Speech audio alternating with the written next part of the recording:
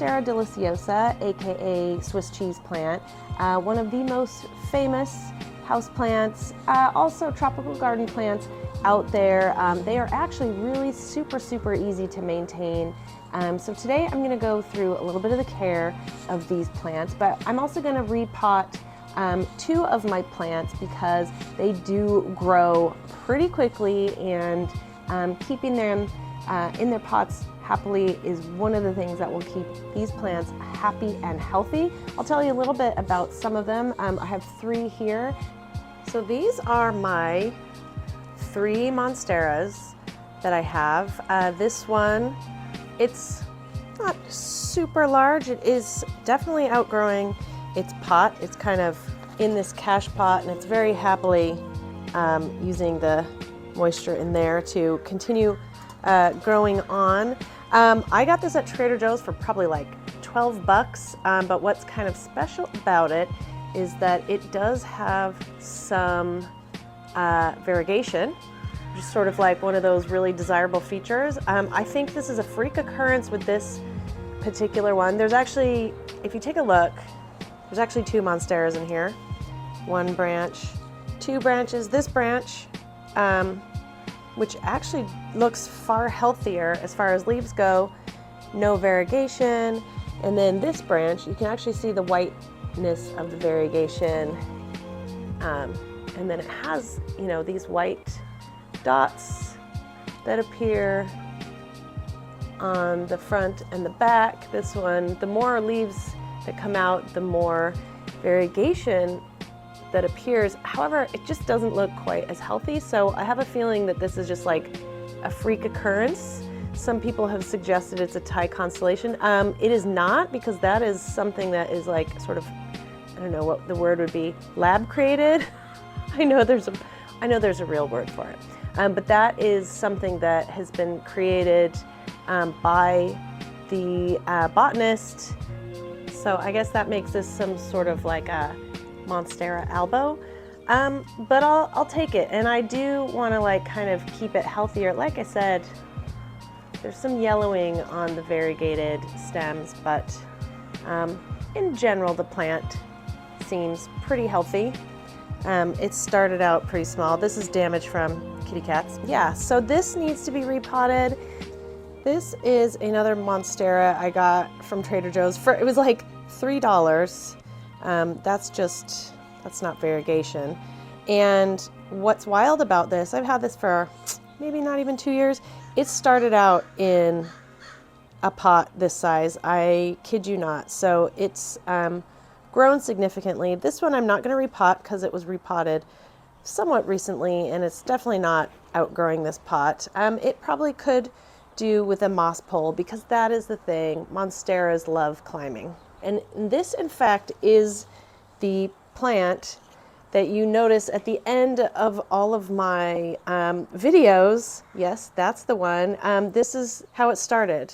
And then finally, this Monstera, this was actually one of the things that started this channel, Free Plants Forever. This Monstera, I actually found a little chunk in my backyard when we first moved here.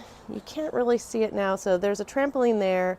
We were digging stuff up, and I spotted one little leaf. I think it was probably about this size, attached to a chunk.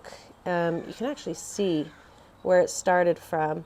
And I recognized it, and I first actually started growing it in water. It grew in water for a while, was never that happy. I put it in leca. Again, it didn't grow that well. When I finally transferred it to soil, it started doing the little fenestrations. That's the little lines that the Monstera, aka Swiss cheese plant, is famous for. So when it comes to the care of these plants, with any plant, I always think of what are the conditions that these plants are used to in the wild. So they are from kind of subtropical, kind of Central America, the jungles of Mexico and South America. So they do like it warm. They are not cold weather plants. They do like it humid.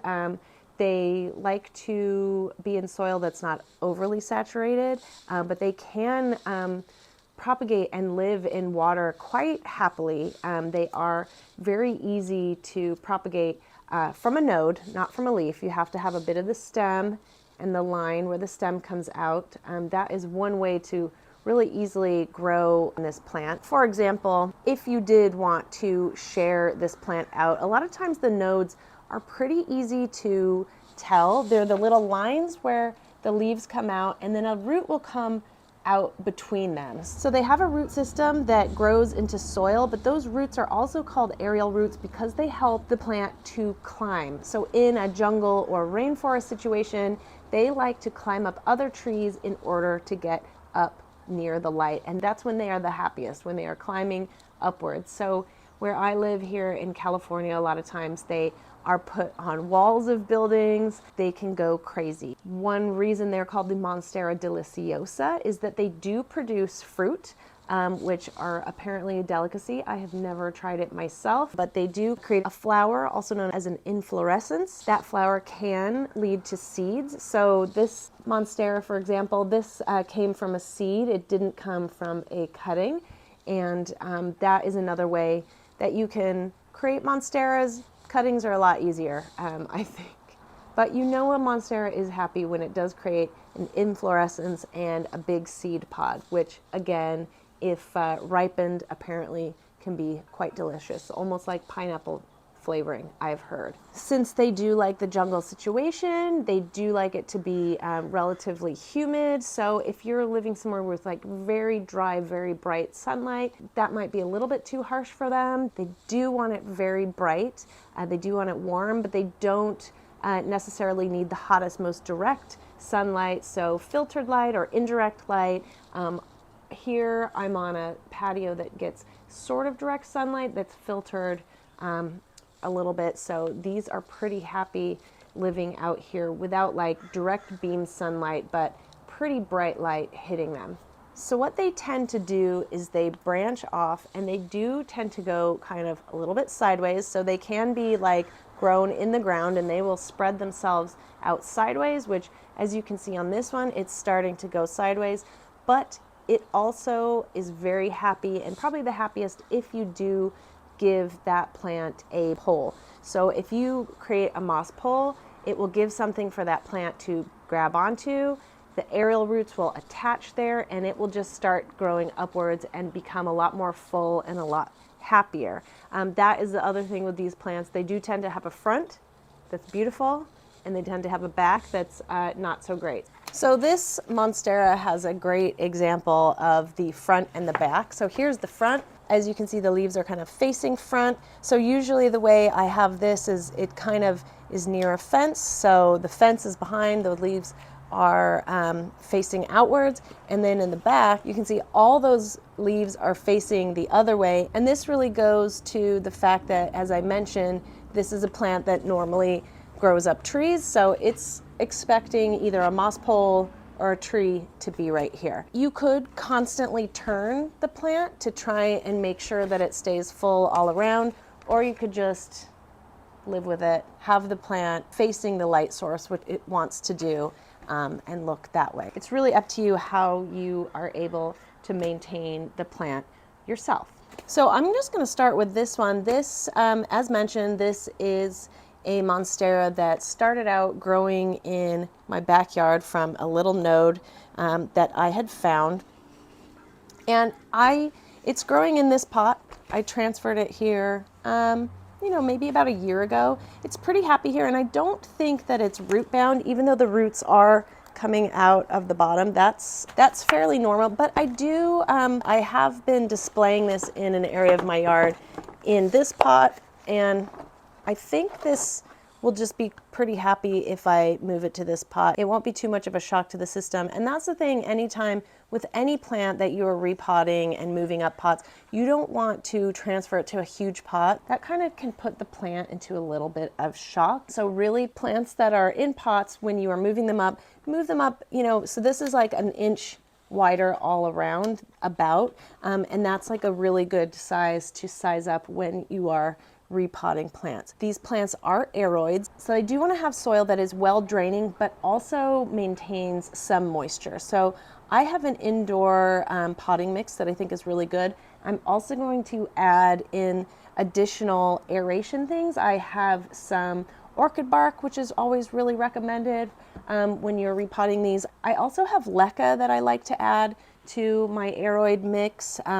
They're like a kind of a clay ball that can transfer moisture and they can withhold moisture. They're very porous, so they have a lot of aeration as well. I usually always add perlite to my mixes, or vermiculite, some kind of other. Perlite's a puffed lava rock, some other kind of mineral type addition to the soil. So let's get started. Okay, so I've got some soil.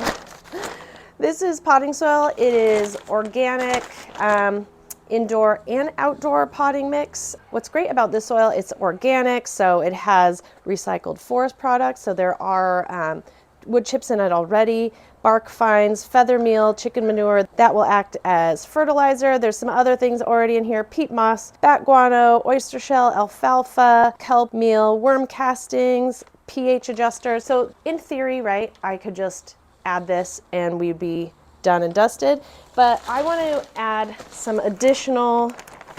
I have orchid bark, which is kind of bits of redwood, and then this is the leca, clay pebbles. I like adding this to my aroid mixes.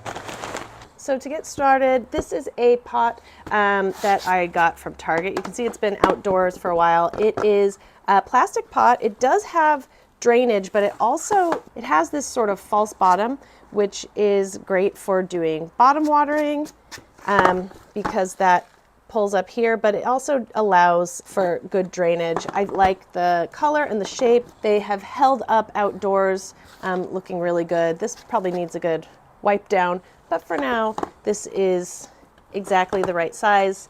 And as mentioned, for the pot that came before, it's about a little bit less than an inch all the way around. So this is the perfect size up. And I'm just gonna mix directly into this pot for now. So as you can see, this mix is nice and fluffy. You can see the kind of organic materials that are in there and the perlite. I've got my orchid bark.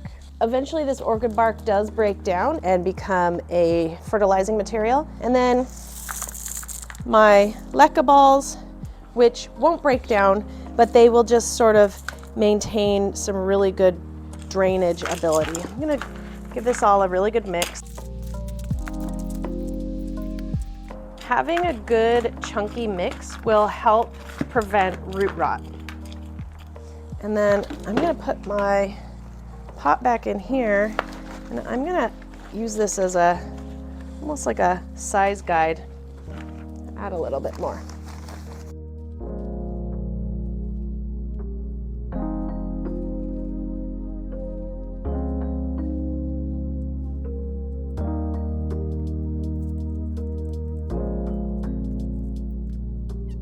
I move everything up over to the sides.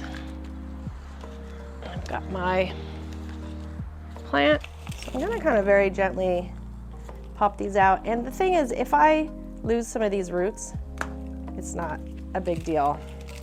There's only a couple of aerial roots. They don't have very sensitive roots compared to some plants. They can survive getting kind of hassled a bit, shall we say. So if I can't get this out, I can always cut those roots, and this plant will still be pretty happy. There we go. So you can see when I repotted this before, and the leca and the orchid bark that I had before, it's keeping the roots kind of like nice and healthy. These roots look really good. They're nice and kind of white colored. It's getting a little bit root bound. I wouldn't say it's too crazy. It's definitely ready to move this to a bigger pot. Just gonna gently massage it. I'm not gonna go too crazy. Just to kind of almost give it the freedom to stretch out. But yeah, there's some big roots there. Like, look at that. Big, healthy roots. So I'm gonna try and push everything aside. And I'm reusing a lot of the soil that was with this plant before because it was pretty happy in there. And I have to take some of it out to fit the plant in. But it also means this plant won't go through too much shock from completely new soil. What I think we will eventually add a moss pole, probably back here at the back of this plant. So I'm actually going to kind of, in a way, put it in a little bit lopsided. I'm gonna put a little bit more towards the front here, like this, giving it room at the back for the moss pole when we do add that in. And now I'm making sure it's all filled in along the bottom. Okay, so I don't know if you can see that. This is pretty well in here. We've got some space at the back for my moss pole when we do add that. And then I'm going to add the soil back in. Shake that along the sides. We don't want to have air pockets.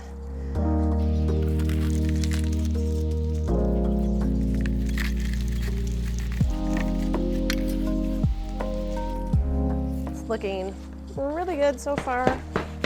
When you give your pots a good tap like that, it kind of allows the soil to get into any air pockets. Right. So what's wild is if I spin this around, this is where the front of the pot was. So now that this is in here, I don't know if you saw it, I did place this really very much with the roots at the front of the pot, and it does feel like it's way back there. So I think I really do want to get a moss pole to start traying this upwards, and that will kind of make more sense there than this kind of coming up, because if I put a moss pole here, the next set of leaves will start creating aerial roots that will grab on to that pole. Now for this Monstera, it's in a much smaller pot. I have repotted this once. I could move it up to that size, but it's kind of ugly, and I do like having this in my house, so I think I'm going to, you can see there's so many aerial roots, I think I'm going to size up to the same size as that, and they'll both be in those size pots. So interestingly, this one has been kind of sitting in a pot of water, and you can see that it is actually rotting some of those roots. So it can withstand sitting in water, but it's really not the best way to maintain a healthy Monstera. So I'm gonna go ahead and remove all these more or less dead roots. I mean, those are not good. I'm gonna keep everything that's kind of light colored and healthy and remove all that dark stuff. In fact, it wouldn't be a bad idea. I could even just snip all these. As mentioned, these plants are not sensitive about their roots. If you like cut off a lot of the roots, it will stay happy. It'll stay okay. I am gonna go and clip off these roots that don't look good.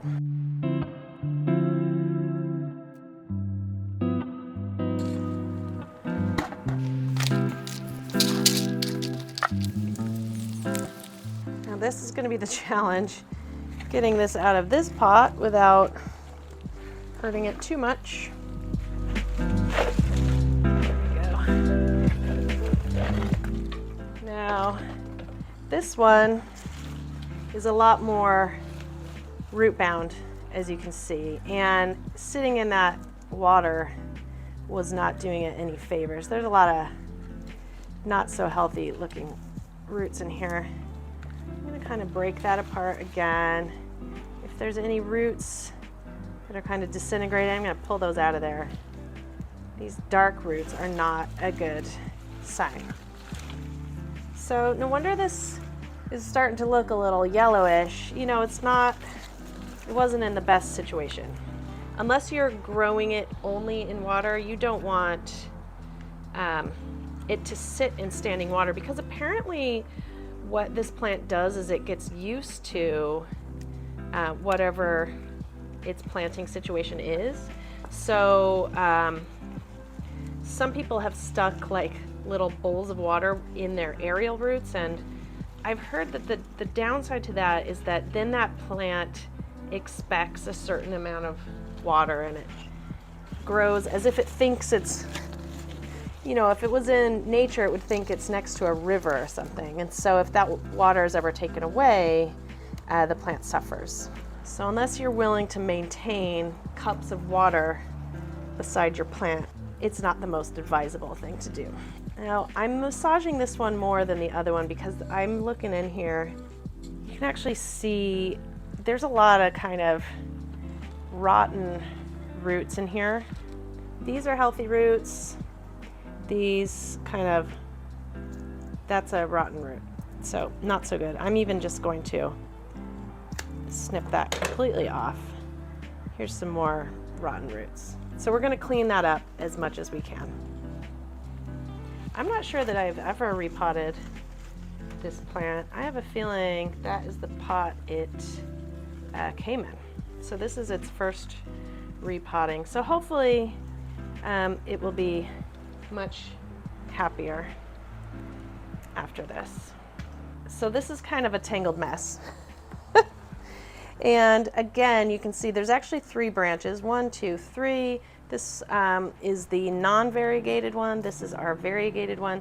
And I'm gonna push these as forward as I possibly can so that I can eventually get a moss pole behind it. So I'm kind of pushing it to the back there.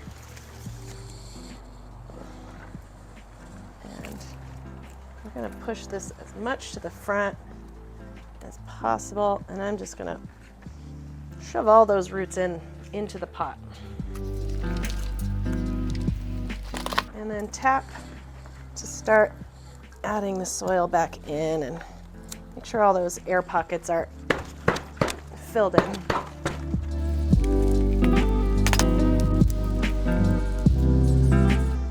Now, I'm actually feeling down in here, there's a lot of air pockets.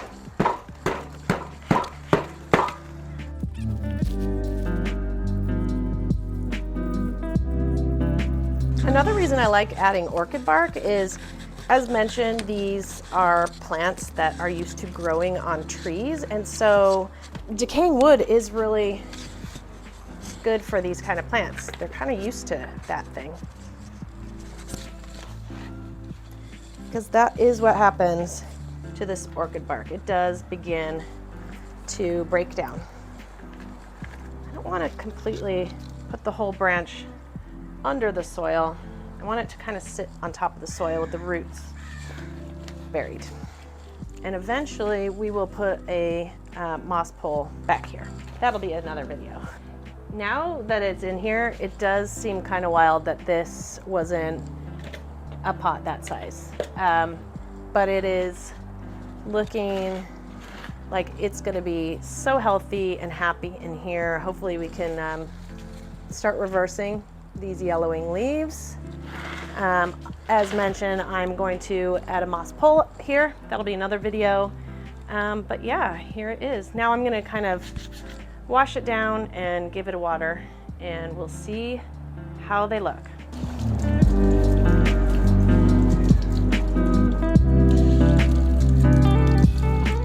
Two weeks later. So it has been a little over a week, maybe almost 2 weeks, since I repotted this plant. This is the first Monstera I repotted, and as you can see, it's really happy here. Apologies for the water noise coming from my little fountain. This Monstera is really happy in its new spot. It's green. There doesn't seem to be any shock to the roots. It's been stuck outside. We've had a lot of rain and it has been outside for most of that. And yeah, so far so good. There's the other smaller one. Now I do want to preempt this with, you know, this Monstera moved up in a pot size that was only about 1 inch all the way around. I didn't have too many tangled roots, so there was very little movement to the roots, and I think that has helped it. And I'm saying this because I want to show you my other Monstera that was repotted, that moved up from a much bigger pot and had a lot more root rot and other issues on its roots. So let's go look at how that one's doing. So as you can see, here's the other Monstera, the one that had more variegation, and indeed we have a lot of yellowing leaves. Now, not all yellowing leaves. These leaves back here actually look not too bad at all. This leaf looks really healthy. I should mention these are the younger leaves of this plant. They're looking okay, and all the older leaves have all started yellowing. So I was panicking a little bit. What did I do? What have I done to this plant? And so it turns out when I repotted this, we moved it up from a much smaller pot to a much bigger pot, and I did cut and detangle a lot of the squishy, not so healthy roots. I then put it out on my patio outside, and we proceeded to have an atmospheric river, and it got a lot of rainwater on it, got a little bit bashed. So I brought it back inside, which is where I like keeping this plant. And that usually is a sign of repotting shock. The funny thing is my daughter thinks it looks much prettier with the yellow leaves. So this is a little bit of repotting shock, but I'm not worried. It is not dying. All these other leaves, very green and healthy. It's just these older leaves that are yellowing. So this plant probably would have gone through less shock if I put it in a pot that was a little bit bigger and didn't mess with the roots as much. However, I really knew this plant would be better off in a bigger pot, so I took that risk. And then it's advised to, you know, keep the yellow leaves on here. The plant is like kind of pulling the nutrition out of those leaves to help recover from it. And maybe once it starts getting some even newer leaves out of these ones after the repotting, or if these like completely, I'm just gonna let them run their course. They will eventually, you know, fizzle up and dry up, but I'm not gonna cut them before then. I'm gonna let them kind of remain on this plant. So I do feel it's important to be like completely transparent about the plants that I'm featuring on this channel, to show you, you know, I've said I'm not a plant expert, I'm just a plant fan. So in my expertise, I did not know this was gonna happen, and I do want you to be aware of this is what could happen. But again, I'm not worried. I know this plant is still in relatively good health, and it will make a full recovery. And it'll probably be even happier once, as mentioned, I add a moss pole. So, you know, watch this space. I'm sure I'll do an update later on with all of these plants and let you know how they have recovered. And that's it. Those are my tips for taking care of a happy, healthy Monstera and repotting it to make sure it maintains its healthiness. If you have your own Monstera tips and tricks, don't forget to put them in the comments below, or if you have any questions, I do try to reply to almost every comment. And of course, you can find me on Instagram and TikTok, and don't forget to subscribe.